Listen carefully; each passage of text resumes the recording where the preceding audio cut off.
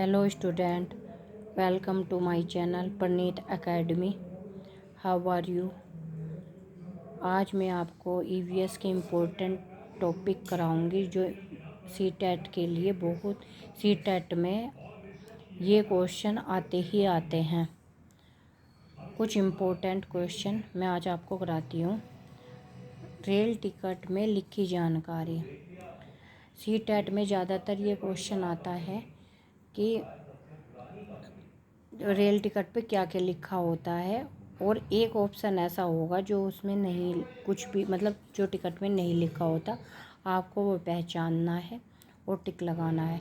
अगर आपको ये जानकारी नहीं हुई कि रेल टिकट पे क्या क्या लिखी, सारी जानकारी आपको नहीं है, तो आप वो गलत ऑप्शन को ढूंढ नहीं पाओगे। इसीलिए आप इसे ध्यान से देखना, जिससे आपको पता चले कि रेल टिकट पे क्या क्या लिखा रहता है और आप उस नेगेटिव वर्ड को पहचान सको। चलो स्टार्ट करते हैं। रेल टिकट में लिखी जानकारी।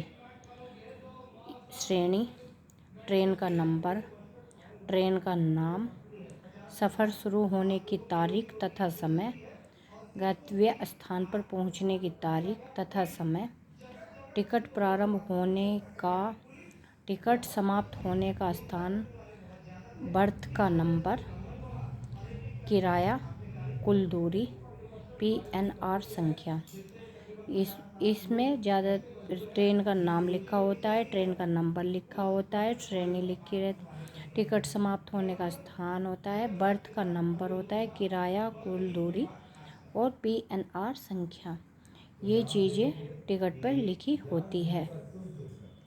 अगर आपको इसके बारे में पता है तो आप नेगेटिव वर्ड्स को निकाल सकते हो।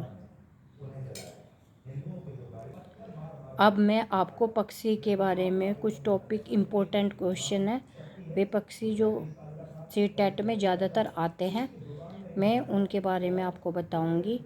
बूझो और पहचानो। एक पक्षी ऐसा जिसकी दुम पर पैसा, सिर से दुम तथा दिखे नीला ही नीला, तो यह हमारा राष्ट्रीय पक्षी मोर है।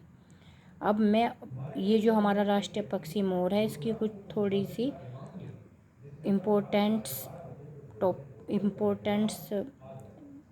है, वे मैं भी कराती हूँ।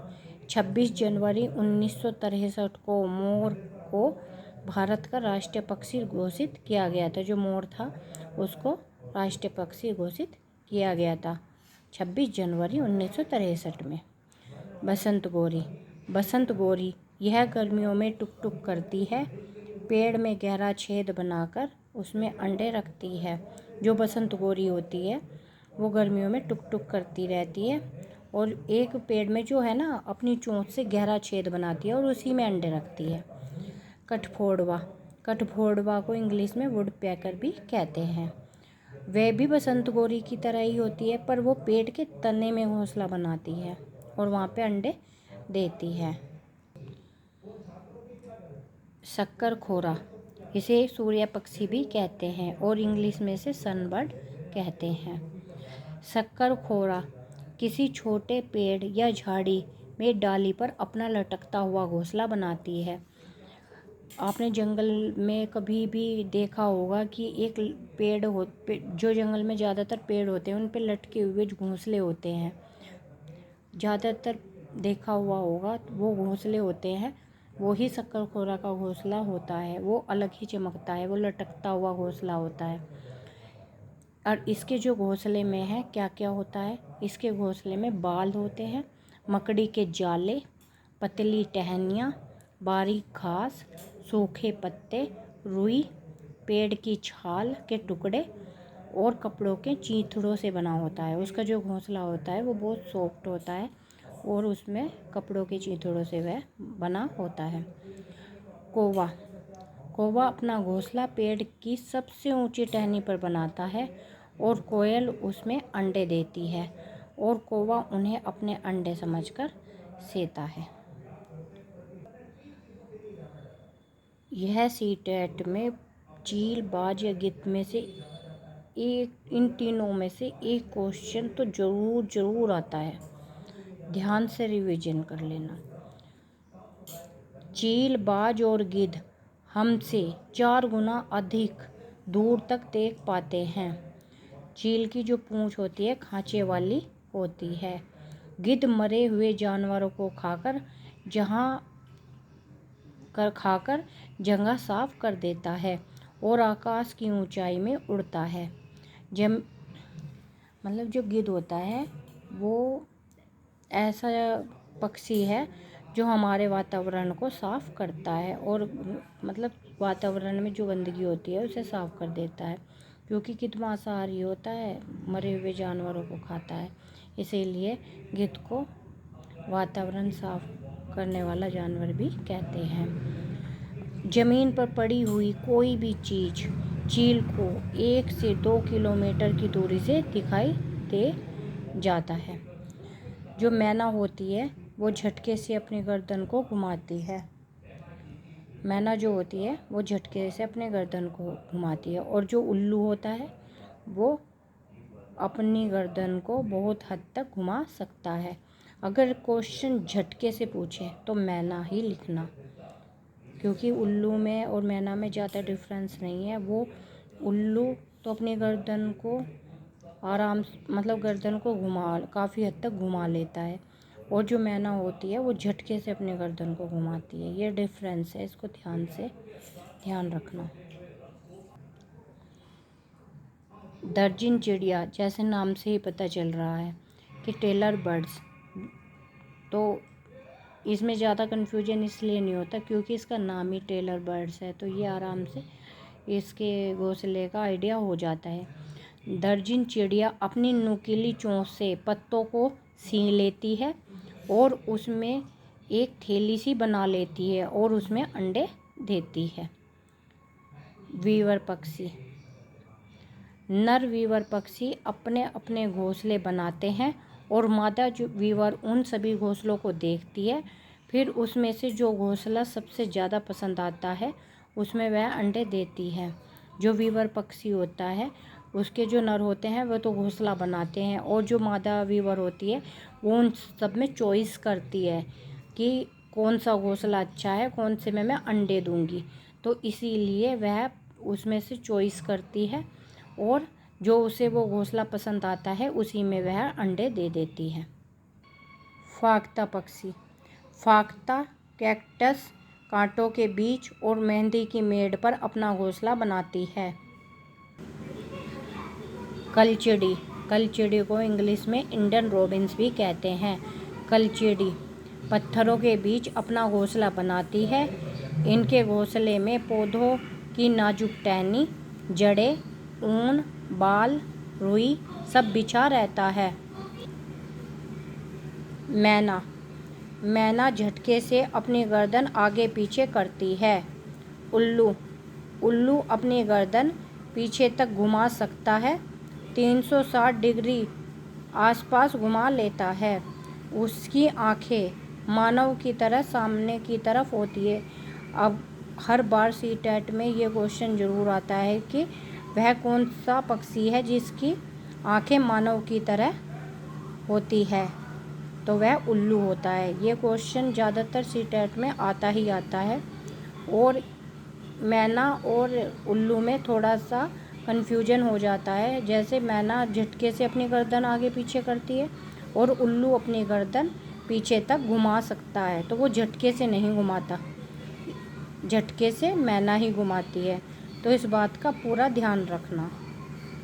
ये थोड़ी सी मिस्टेक होती है जो क्वेश्चन को गलत करा देती है, इसीलिए उल्लू और मैना पर थोड़ा ध्यान रखना कि मैना झटके से गर्दन घुमाती है और उल्लू अपनी गर्दन पीछे तक घुमा सकता है। कौवा यानी कि क्रो, कौवे के घोंसले में लोहे के तार और लकड़ी की टहनियाँ जैसी चीज़ें भी होती है। कौवा पेड़ की ऊंची डाल पर घोंसला बनाता है। कौवा जो होता है पेड़ की सबसे ऊंची डाल पर घोंसला बनाता है। और कोयल अपना घोंसला नहीं बनाती, कोयल कभी अपना घोंसला नहीं बनाती, वह कोए के घोंसले में ही अंडे देती है। कौवा अपने अंडों के साथ साथ कोयल के अंडे भी सेता है। कोयल इतनी तेज है कि वो कौवा का पागल बना देती है और उसी से अपने अंडे सिखवाती है। कारण कौवा अपने तो अंडों के साथ साथ कोयल के अंडे भी सेता है। कबूतर, पिजन। कबूतर पुराने मकान या खंडर में अपना घोंसला बनाता है। कोए, गिलहरी, बिल्ली, मनुष्य और चूहे मौका देखते ही अंडे चुरा लेते हैं। कई बार घोंसले को भी तोड़ देते हैं। गौरैया, स्पैरो, जो दिल्ली का राजकीय पक्षी है। गौरैया अलमारी के ऊपर आईने के पीछे अपना घोंसला बनाती है। गौरैया वह पक्षी है जो दिल्ली में सामान्य रूप से दिखाई देता था, परंतु अपना इस चिड़िया के बारे में जागरूकता बनाने हेतु एक विशेष दिन मनाया जाता है, क्योंकि शहरीकरण के कारण यह दुर्बल हो गया है। और शीला दीक्षित की जब शीला दीक्षित जिंदा थी तो यह शीला दीक्षित की अगुवाई में 20 मार्च में मनाया जाता था गौरैया दिवस। अब हम आपको पक्षियों की चोंच के बारे में बताएंगे। ज़्यादातर पक्षियों की चोंच के बारे में भी क्वेश्चन आते हैं। CTET में 2-3 बार से पक्षियों की चोंच के बारे में भी क्वेश्चन पूछे गए हैं। तो जैसे कि ये जो चोंच है ये इस तरीके से है, इसे हुक जैसी चोंच कहते हैं, जो मांस को चीरने फाड़ने के लिए काम आती है, जैसे चील, बाज, गिद्ध आदि। ये जो चोंच होती है चील की, बाज की और गिद्ध आदि की होती है। ये जो इस तरह ये नुकीली चोंच है ये चील, बाज और गिद्ध आदि की होती है और ये हुक जैसी चोंच होती है। ये जो लंबी चोंच है ये लकड़ी में छेद करने के लिए होती है, और जो ये इस तरह की चोंच होती है ऐसे होती है, इसे फूलों का रस चूसने के लिए होती है। और जो इस तरह की चोंच है तो इसे कीचड़ की छानबीन करके कीड़े खोदकर निकालने के लिए होती है। और ये इस तरह की चोंच जो है ज़्यादातर कबूतरों की होती है, तो ये बीजों को दबाकर तोड़ने के लिए होती है और बीज खा लेते हैं वे।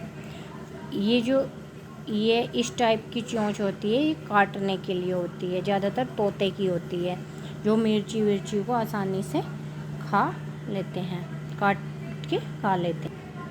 पक्षियों की चोंच, बर्ड्स बीक। बाज, चील और गिद्ध जैसे मांसाहारी पक्षियों की चोंच छोटी हुक की तरह मुड़ी होती है। जो मैंने पीछे आपको दिखाया था हुक की तरह होती है, तो वह हुक की तरह मुड़ी होती है। तोते की घुमावदार चोंच होती है जो फल कतरने में मदद करती है। जो तोते की जो चोंच होती है वो घुमावदार होती है और वह क्या कुतरने के लिए, वो फल कुतरने के लिए मदद करती है।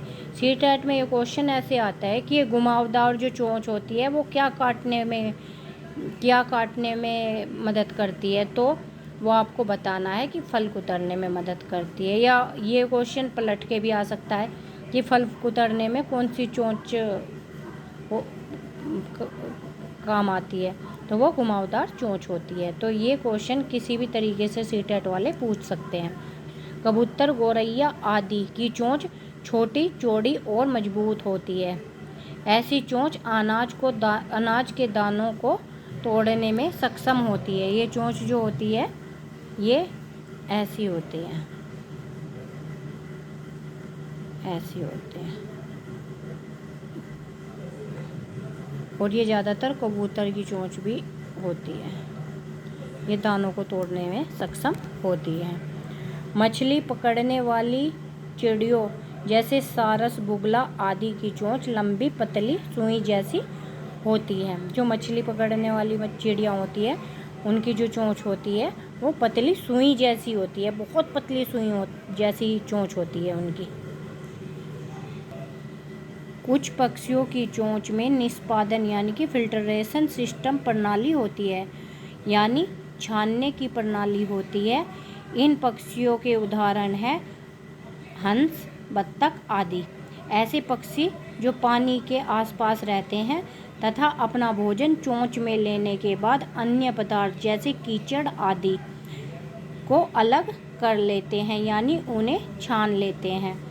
तो उनकी जो उनमें फिल्ट्रेशन सिस्टम होता है, और किस में होता है, हंस और बत्तख में। पक्षियों के जो कान दिखते नहीं हैं, लेकिन इनके सिर के दोनों तरफ छोटे छोटे छेद होते हैं जो पंखों से ढके होते हैं। पक्षी इन्हीं की मदद से सुनता है। अब हम मधुमक्खी पालन के बारे में बताएंगे कि मधुमक्खी पालन में क्या क्या चीज़ें होती हैं। बिहार के मुजफ्फरपुर के बोचाहा गांव इस इलाके में लीची के पेड़ बहुत अधिक पाए जाते हैं। लीची का फूल मधुमक्खियों को बहुत लुभाते हैं। जो लीची का फूल होता है वो मधुमक्खी का फेवरेट फूल होता है। और ये जो बिहार का मुजफ्फरपुर है ये बिहार में है, और मुजफ्फरनगर यूपी में है।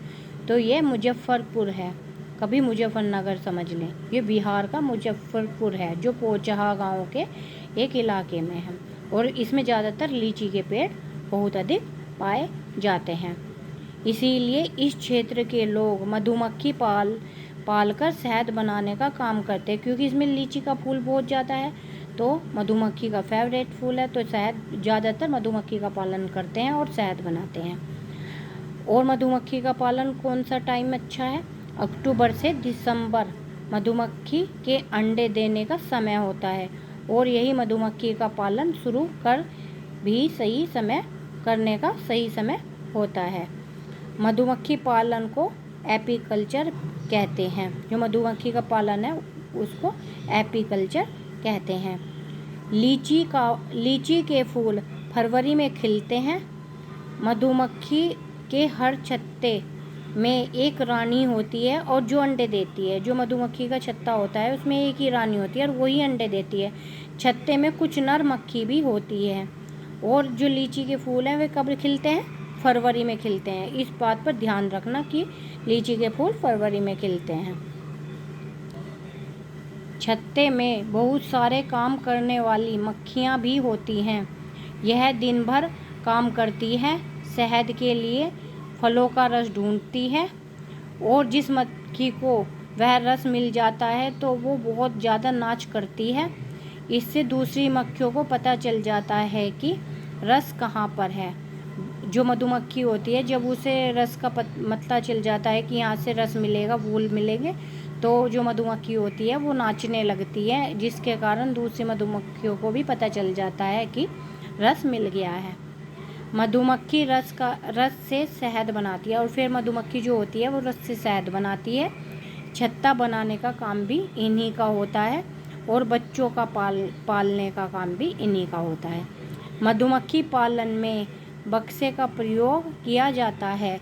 इस बक्से में चीनी का मीठा घोल भी डाला जाता है। जो मधुमक्खी का पालन होता है उसमें एक बक्से का प्रयोग करा जाता है, और उसमें उनके चारों तरफ बंद करके चीनी का मीठा घोल लगा देते हैं, जिसमें मधुमक्खी अपने छत्ता लगा लेती है।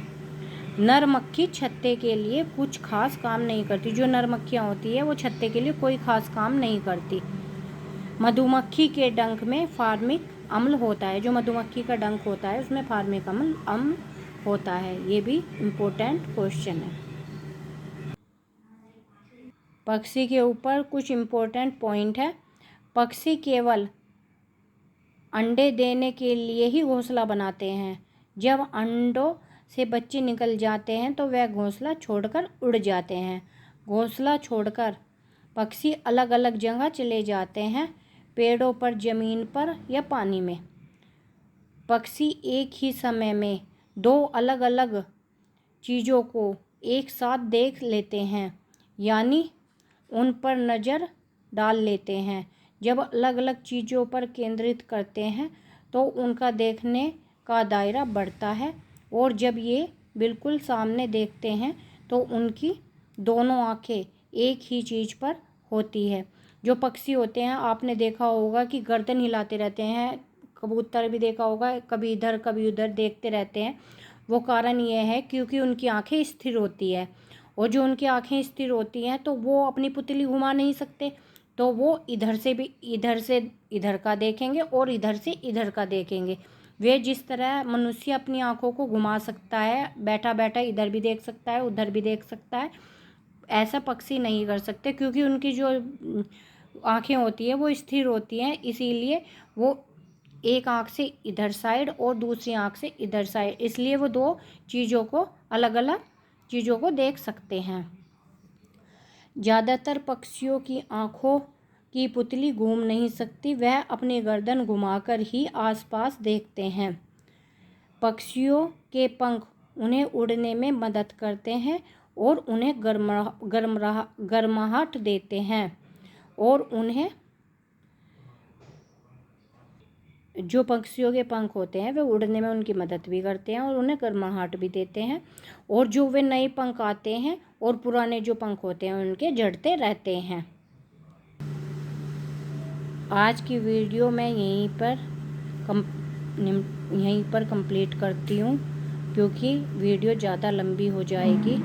कल मैं आपको अल बिरूनी और सुनीता विलियम्स, कन्नम मल्लेश्वरी आदि के बारे में बताऊंगी, अच्छे से डिटेल से सब बताऊंगी।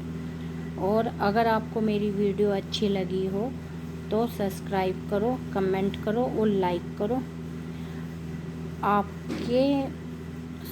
आपके सब्सक्राइब करने से मुझे मोटिवेशन मिलेगा, इसीलिए आप मेरी चैनल को लाइक करो। अगर आपको मेरी वीडियो अच्छी लगी हो तो कमेंट करना, और आपके सपोर्ट की मुझे अभी बहुत ज़रूरत है, इसीलिए मेरी चैनल को सब्सक्राइब करो। Thank you very much. Thanks for watching.